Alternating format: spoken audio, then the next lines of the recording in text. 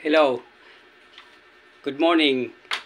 Kilala natin si Arnold Clavio, yung isa sa mga journalist o tagapagbalita ng GMA. Na-stroke siya ayon kay Dr. Willie Ong dahil sa high blood. Panoorin natin 12 minutes.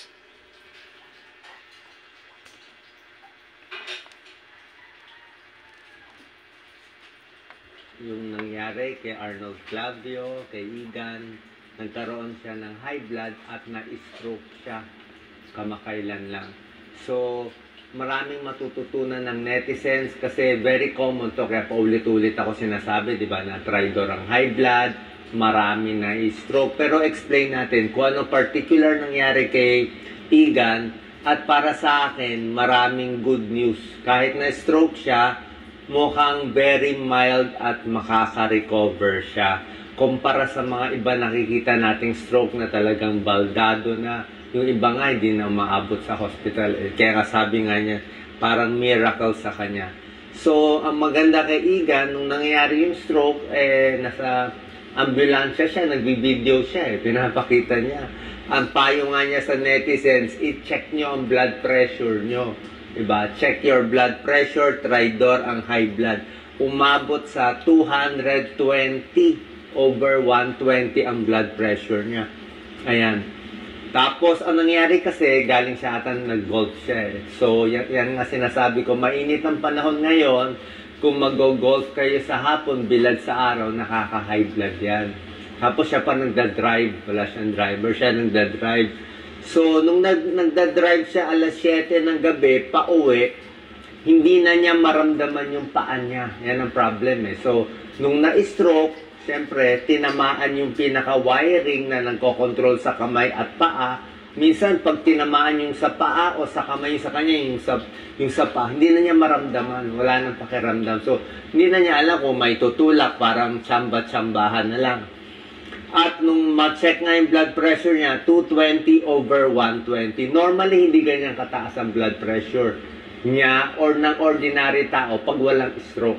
Pero pag na-stroke na siya, let's say na-stroke na, dumugo na, nagre-react na yung katawan. Parang nagbabara, pipilitin ng katawan niya taas yung blood pressure. Yung blood sugar niya, diabetic din pala siya, 270, napakataas. At ang stroke, maraming klaseng stroke eh. May ischemic, explain ko, may hemorrhagic, may nagbara, may nagdugo. Yung sa kanya, nagdugo. Okay? So, sabi nga niya kahit feeling okay, pa-check nyo blood pressure nyo. At para sa kanya, miracle. Sa akin, ito, pakita natin, Doc Lisa. Ito yung stroke niya. Itong kulay puti na to nakita sa CT scan. Maliit na maliit lang. Swerte yan. Yung iba kasi talaga ganyan kalaki. Yung iba mas malaki pa. At pag lumaki yan, siguro ng mga ganito kalaki, parang kasing laki ng piso, inooperahan pa yan. Meron dyan na operahan. Tsaka yung malalaking stroke, pag nagdugo, pinipisa ito. Pinipisa itong ventricle. So sa kanya, maliit na maliit. So nung dumugo yan, mabuti, tumigil. So good news. So, get well soon kay Igan, sa mga netizens, positive comments lang. I'm sure marami ka pang purpose sa mundo kasi parang warning lang to. Actually, mawawala din yan. In a few months, mawawala yan. Tsaka maganda nga, yung iba na stroke, baldado na one side, lagi nang hindi makalakad, naka-wheelchair. Pero yung sa'yo, baka full recovery pa to. Okay, so ano stroke signs? Itong common na stroke, ischemic, nagbara. Pag nagbara, kulay itim yan to, ischemic. Pag hemorrhagic, dumugo, kita mo to, laki ng dugo, oh. Sobra laki to. Ito, inoperahan yan, binabur hole yan. Kita mo, ang dami ng dugo nito. Yung sa kanya, konti-konti lang. Mas madalas tong ischemic, 85%, hemorrhagic, mas less. Ano mas malala? Actually, parehong malala, pero nasa laki pa rin. Kung ischemic man, sana maliit lang. Kung hemorrhagic, sana maliit lang. Gusto natin maliit lang ang tatamaan. So, nung dumugo, God's will, swerte, miracle, tumigil. Kasi kung di siya tumigil, palaki siya ng palaki. Diba? So, yan ang sinasabi, ischemic stroke, tsaka nagdudugo. Ano magagawa natin? I'm sure maraming magko-comment. Nakikita ko sa mga comments sasabihin nila, yung asawa ko na stroke, hindi na mabot sa ospital. Yung asawa ko na stroke, bedridden na lang. So, ganun talaga. So, ito pinaka-sign, fast. Sabi pa pala ni Igan, pagpunta niya sa gas station, nakita niya ngiwi yung mukha niya, nakangiwi. Tapos, pinilit pa niya mag-drive. Mabuti, naka-drive pa siya hanggang sa ospital. So, face, tabingi, kamay or paa, mas mahina. Salita, slurred, nabubulol. Pero hindi lahat ganyan, ha. Lalo na kung maliit na stroke, minsan, manhid lang. May kilala ko na stroke, malakas, nagsasalita, manhid lang sa puwet, eh. Yun lang sabihin, napakaliit ng stroke. So, paano natin malalaman? Ang risk factor sa stroke, high blood at diabetes, parehong meron siya. Sa lalaki, basically yan ang symptoms. Mga face, mga weakness, mga speech, vision. Pero sa babae, ang stroke signs mas marami. Mas marami na yung babae, pwedeng nanghihina lang, pwedeng nako-confuse lang, pwedeng fatigue lang, pwedeng nagsusukam. So, mas medyo iba-iba ang pakiramdam pag babae. Mas maraming nararamdaman. Pag lalaki, diretsong yun lang. Hindi mataas ang kamay. Ito, risk factors. Okay? Ito para sa lahat na. So, smoking, bawal talaga. Basta naninigarilyo, mas nagbabara. Gamot, wala naman talaga. Yung baka hindi naiinom yung gamot. High blood. Diba sinabi ko sa inyo, dapat less than 140/90. Pag 220/120, sobra taas yun. Sa lakas ng pressure, kaya pumutok. Kaya pumutok dun sa ulo. Alak, hindi rin maganda. Kasi alak, pinaparupok din niya yung maugat sa ulo. Heart disease, meron din ganyan. Atrial fibrillation, irregular heartbeat. High cholesterol, diabetes, obesity, at stress. Malaking bagay ang stress, nakikita ko. So, kung very stressful ang work mo, lalo na yung mga post-stroke patients, ina-advise ko lagi, bawasan ng trabaho. Kung 10 ang shows, di bawasan. Kung 10 ang iniisip, bawasan. Kung yung oras, 8 hours a day, bawasan muna. Hanggang full recovery. Kasi yung stress ang nagpapa-high blood eh. Stress ang nagpapataas ng blood sugar eh. Mental stress yan usually. Tapos sinasabi nga pa, nagkakaedad, kahit gusto natin mag-exercise, wag na sa init ng araw, lalo na yung open air. Dapat doon na sa malamig. Baka sa gym lang o yung sa malamig na, walking na lang. Mas okay, walking na lang. Okay? So, yan talaga number 1 risk factor, high blood. Okay, sa mga may high blood, diba, meron tayong maintenance, yung mga amlodipine at iba pa. Tingnan nyo to, pag na-control ang high blood nyo, dagdag 5 years sa life expectancy. Kung ang haba ng buhay ng tao, dapat 80 years old, magiging 85. Sa babae, plus 6 years pag na-control.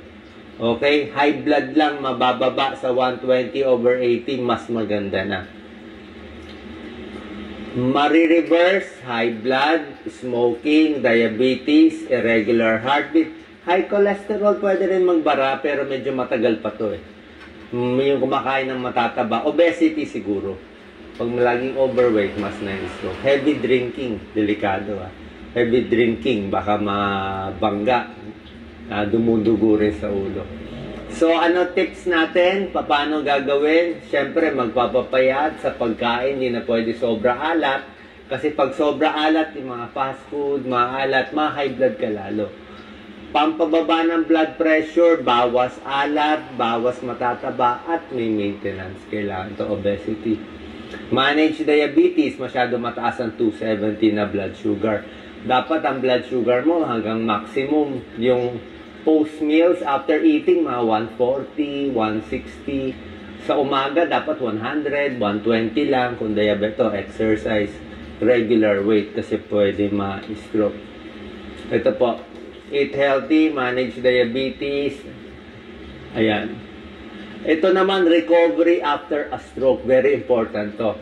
Usually, pag na-stroke yung tao, lalo na kung malaking stroke, marami na didepress. Parang 50% na didepress. Pero kung konting-konti lang ang stroke mo, pwede pa rin ma-depress kasi baka di mo na magawa yung dati mong ginagawa, baka di mo makit to, o kailangan may alalay ka pa maglakad. So, ang importante po ito, pag na-stroke, first 6 months, yun ang highest recovery.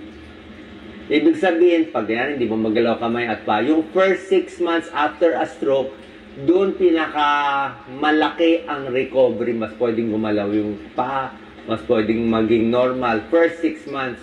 Pero pag lumampas na 1 year, 2 years, hindi nag-physical therapy, hinayaan lang sa bahay yung na-stroke na kamag-anak nyo, mahirap na makarecover.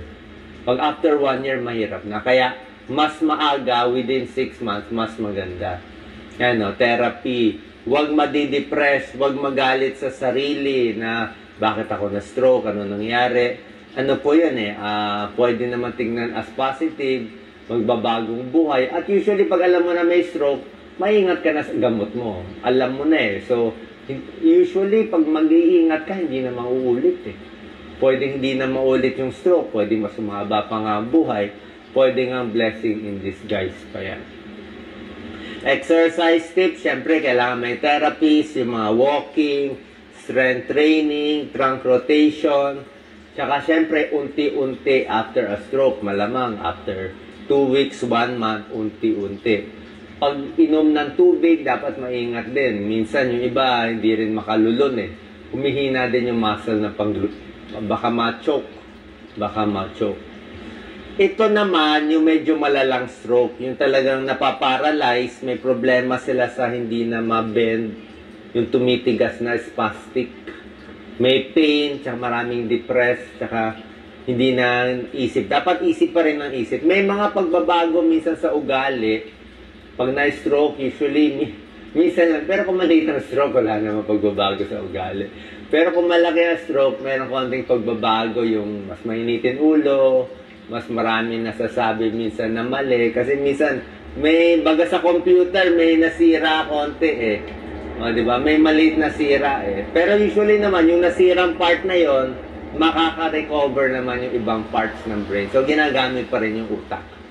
Okay, ginagamit. So, yung mga kamag-anak, alalay lang kasi first 6 months to 1 year, marami na di-depress after a stroke.